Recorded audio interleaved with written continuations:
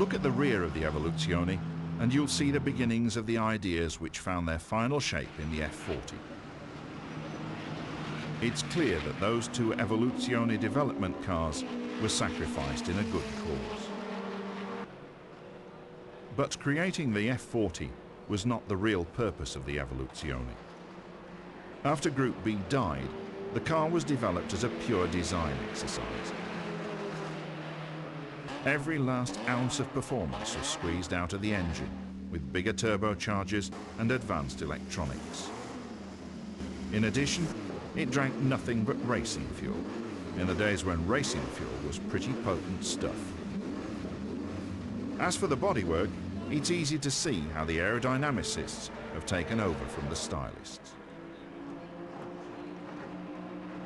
And when it comes to the cockpit, it's obvious that the race car engineers and drivers have completely overcome any thoughts of road car fripperies.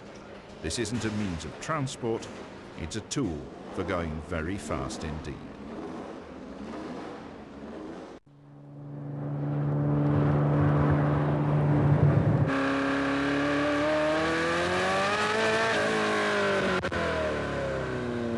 In 1987, Ferrari celebrated its 40th anniversary by introducing this car, the F40. It was designed to appeal to Ferrari's rich customers by offering them the opportunity to drive the closest possible thing to a real race car. Drawing on the experience gained with the 288 Evoluzione, the company, in collaboration with Pininfarina, which styled the body, created a car which would bring the sensation of a racer to every aspect of the driving experience, from the look and feel of the cockpit to the power of the engine and the sophistication of the chassis. The basis of the F40 was the turbocharged power unit of the Evoluzione and the 288 GTO. It was enlarged slightly to 2936 cc's, and its power output was reduced from the Evoluzione's peak of 650 horsepower to a more controllable 470 at 7,000 RPM. The idea of the F40 was that it should be race-bred, but not to the level of being a high-strung thoroughbred. The car, the company decided, should be powerful but not overwhelming, for it was to be a vehicle available to anyone who had the money to buy it, and wealth was not a guarantee of driving ability. Like the Evoluzione and the 288 GTO, the F40's power unit had twin turbochargers which operated with water-cooled heat exchangers. The transmission, mounted behind the engine and differential, is a 5-speed unit connected to a lever which works in a traditional Ferrari gate. The F40 is built on a steel tube frame, but the body makes great use of reinforced plastics, following the route of the 288 GTO. The use of these modern materials made it possible for weight to be reduced to the minimum. The whole car weighs just 1,100 kilograms, and thanks to composite panels, each door weighs in at just 1.5 kilos. In designing the body, Pininfarina was able to play with the idea that this was not what might be called a practical road car. This was a car which would never in its life be taken to a supermarket, said the man in charge of the design project, Lorenzo Ramacchiotti. So it needed no bumpers. What it did need was something to say racer loud and clear.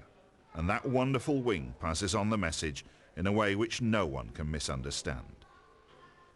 Enzo Ferrari died a year after the F40 was introduced, so this car could be considered his epitaph. And a fine epitaph it was.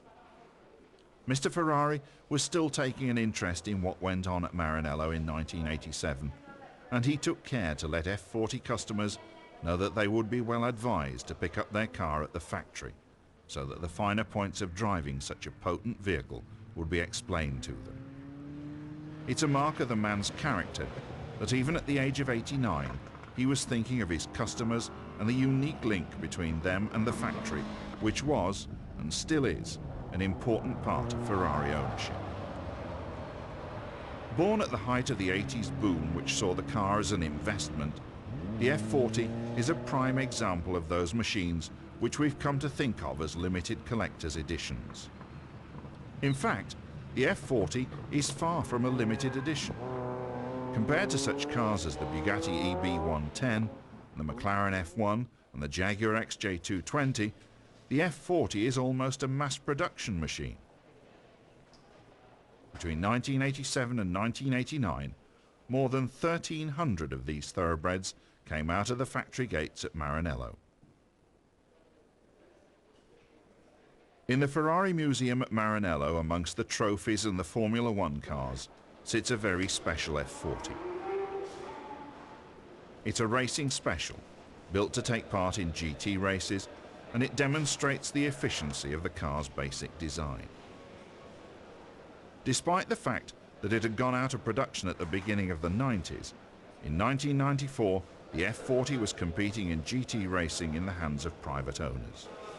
In 1995, the factory decided to provide some input to this increasingly popular form of racing by helping teams in the GT series and by creating a purpose-built race car called the F40 LM for Le Mans.